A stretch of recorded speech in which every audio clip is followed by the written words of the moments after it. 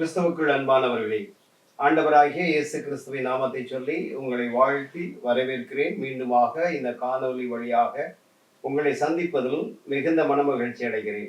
5ஆம் மாதத்தினுடைய 2ஆம் ஞாயிற்றுக்கிழமை தேவ சமூகத்திலே நாம் கூடி வந்திருக்கிறோம். அன்பானவர்களே, எங்கு பார்த்தாலும் வெயிலின் தாக்கம் அதிகமாக இருக்கிறது.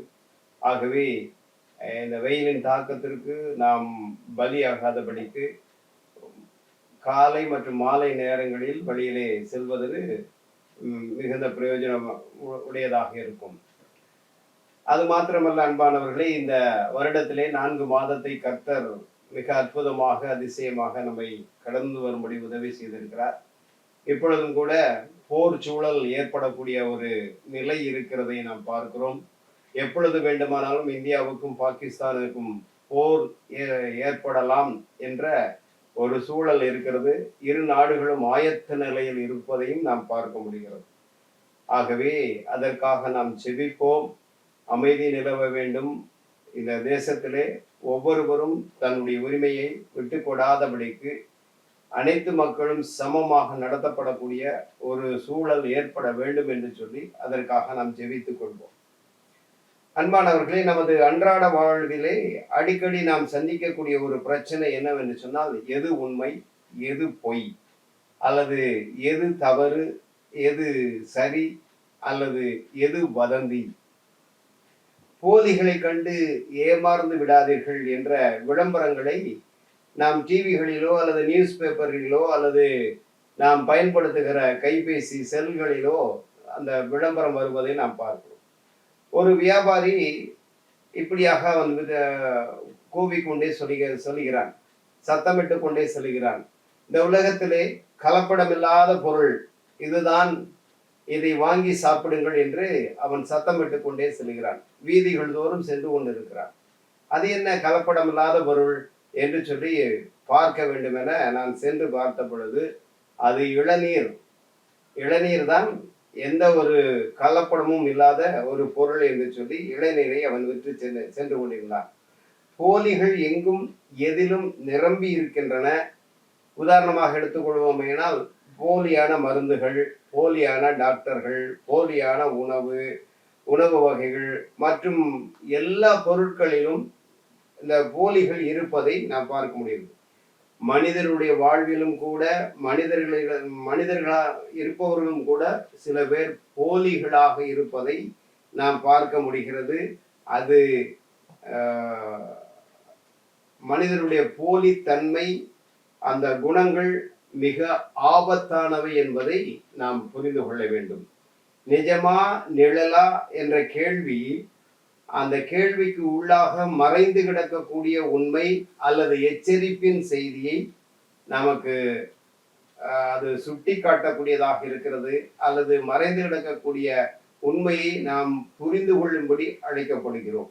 ஆகவே இந்த நாளிலே நான் உங்கள் மத்தியிலே பேசும்படியாக, கர்த்தருடைய வார்த்தையை பகிர்ந்து கொடுக்கும்படியாக தெரிந்து கொண்ட தலைப்பு என்னவென்று சொன்னால், நிஜமா நிழலா. அதற்கு ஆதாரமாக எடுத்திருக்கிற வேத பகுதி 1 சாமுவேலின் புஸ்தகம் 21ஆம் அதிகாரம் 10 முதல் 15 வசனங்களை நாம் அடிப்படையாக கொண்டுதான் இந்த நாளிலே நாம் சிந்திக்க இருக்கிறோம். நிஜம் ஒன்று, நிழல் ஒன்று. நிஜத்தை போல நிழல் இருக்கும், ஆனால் அது நிஜம் அல்ல. நிஜம் என்பது உண்மையானது என்பதை நாம் புரிந்து கொள்வதிலே இருக்கிறது என்பதை இந்த நாளில் நாம் புரிந்து கொள்ளப் போகிறோம். முதலாவது, பைத்தியக்காரனாக நடித்த தாவீது. தாவீதை குறித்து நாம் நன்கு அறிவோம்.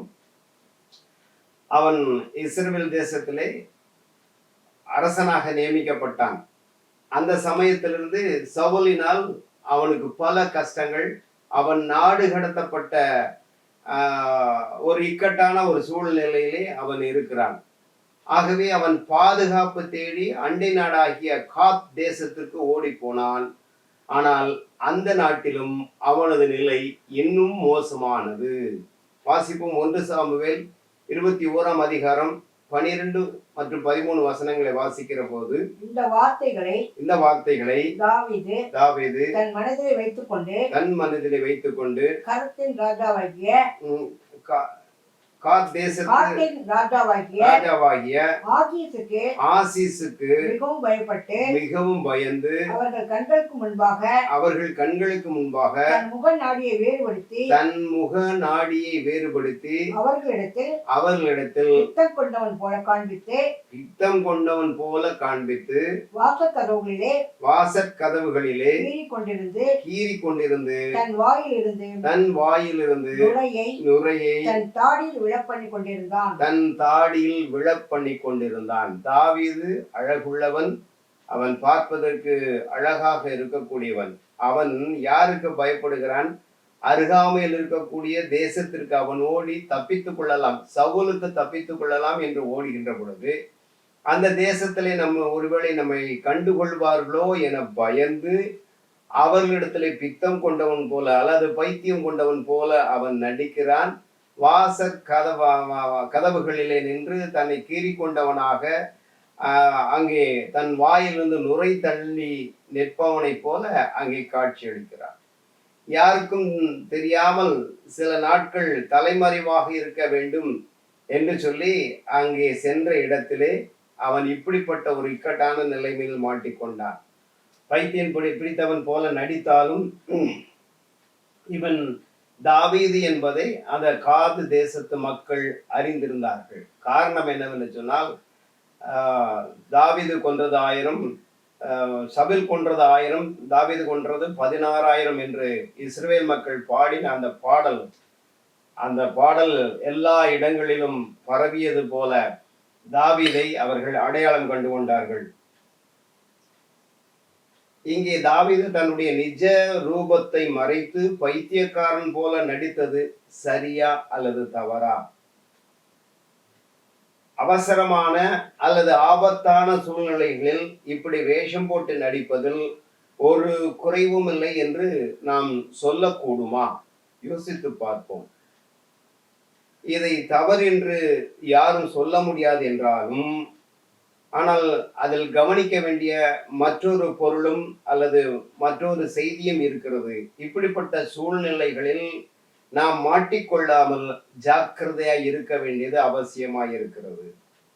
தாவீது அந்நிய நாட்டிற்கு போகாமல் தன்னுடைய சொந்த நாட்டிலேயே ஏதாவது குழிகளில் அல்லது பள்ளத்தாக்குகளில் தன்னை ஒழித்து கொண்டிருந்தால், காத் தேசத்தினுடைய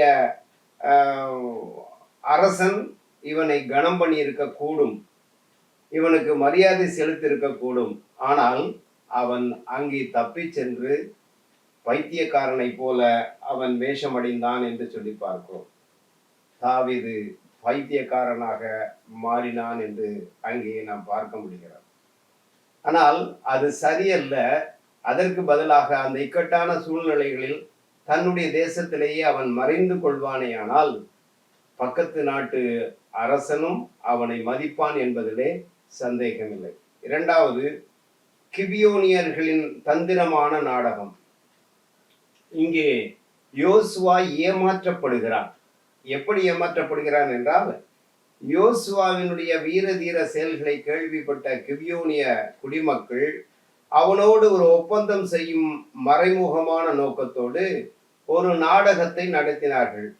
வெகு தூரமான தேசத்திலிருந்து வருபவர்கள் போல நடித்து கிழிந்த வஸ்திரங்களையும் திராட்சரச துருத்திகளையும் பழைய பாதரட்சைகளையும் காண்பித்து யோசுவாவை நம்ப வைக்கிறார்கள். யார் வருகிறது? கிபியோனியர்கள் வருகிறார்கள். எங்கே இருக்கிறார்கள்?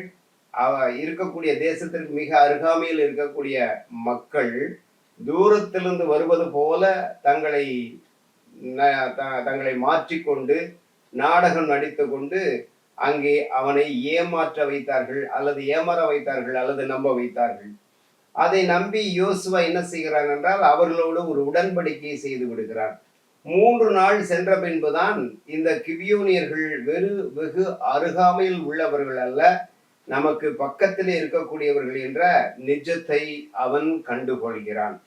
அவர்களோடு பண்ணிய ஒப்பந்தத்தை அவனால் முறியடிக்க முடியாது. ஆகவே அவர்களுக்கு என்ன செய்கிறான் என்றால், விறகு வெட்டுகிற வேலையையும் தண்ணீர் எடுக்கிறவர்களாகவும் இருக்கும்படி அவன் உத்தரவிடுகிறான்.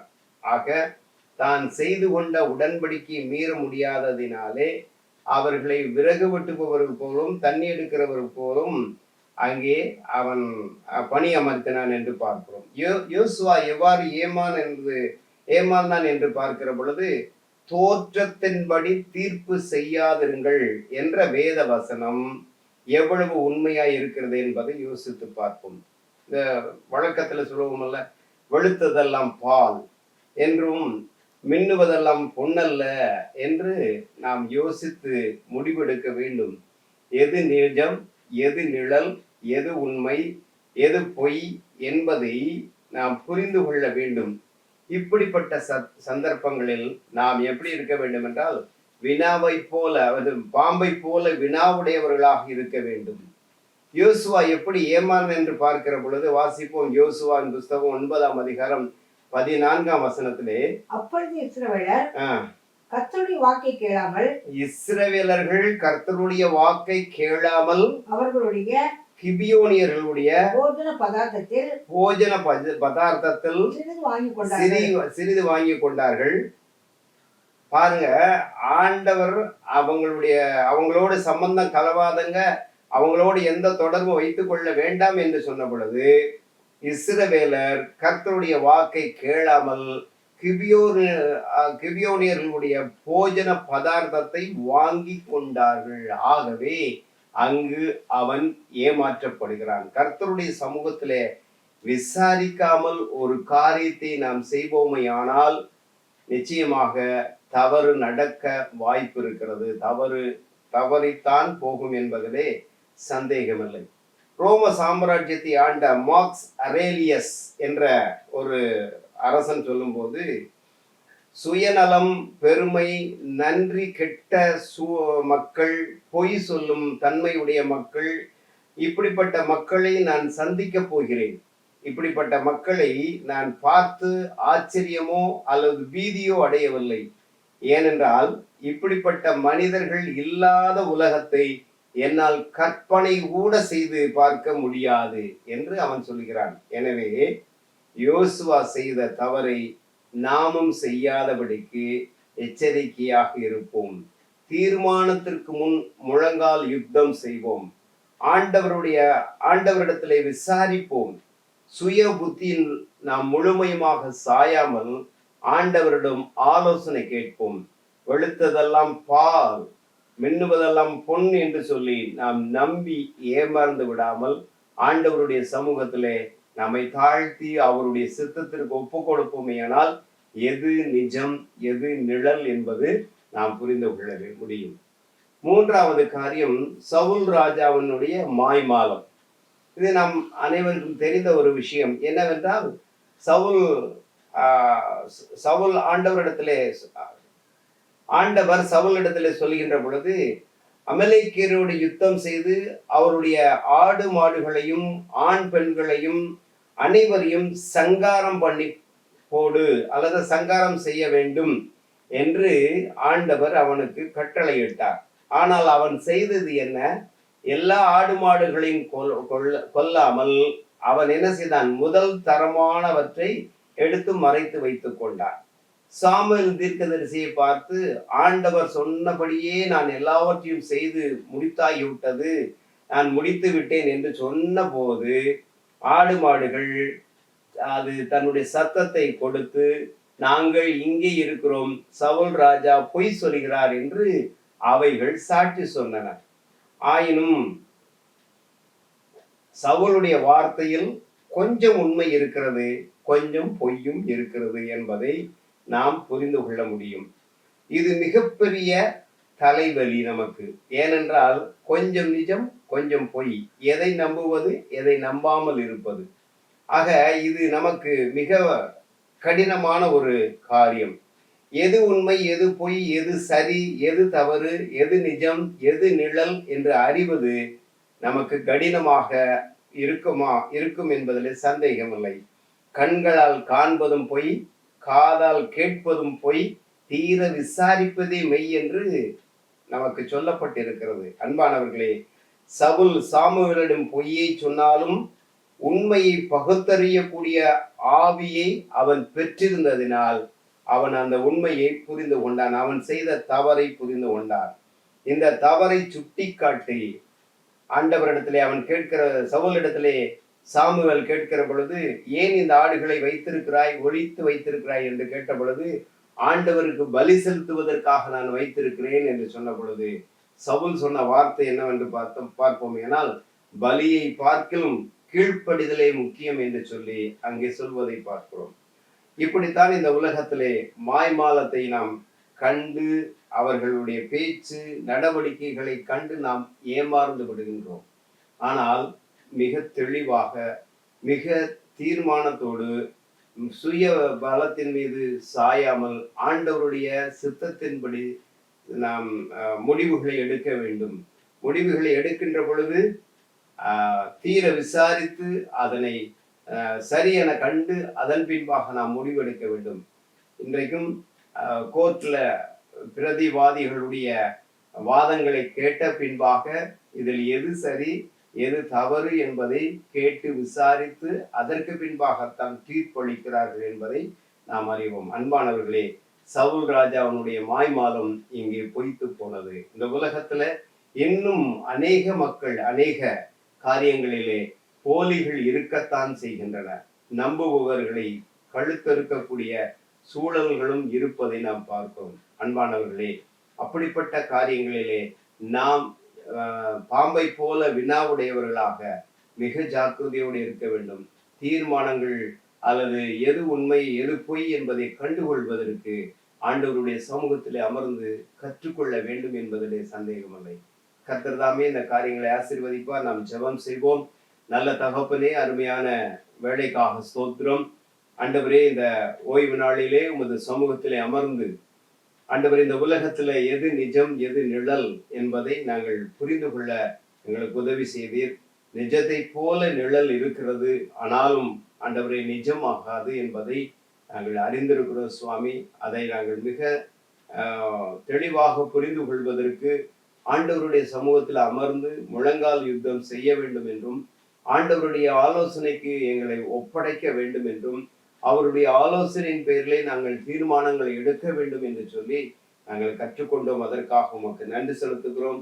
இந்த நாளிலும் கூட ஆண்டவரே உமக்கு ஸ்தோத்திரம். தாவீதினுடைய வாழ்வில் நடந்த ஒரு காரியம், யோசுவா ஏமாற்றப்பட்ட ஒரு காரியம், சவுலுடைய மாய்மாலமான காரியம், இவற்றின் வழியாக எது நிஜம் எது பொய் என்பதை, நிழல் என்பதை நாங்கள் அறிந்து கொள்ள எங்களுக்கு உதவி செய்து அதற்காக உமக்கு நன்றி.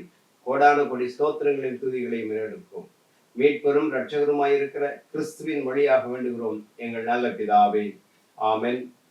கர்த்தர் தாமே இந்த காரியங்களை ஆசீர்வதிப்பாராக. ஆமென்.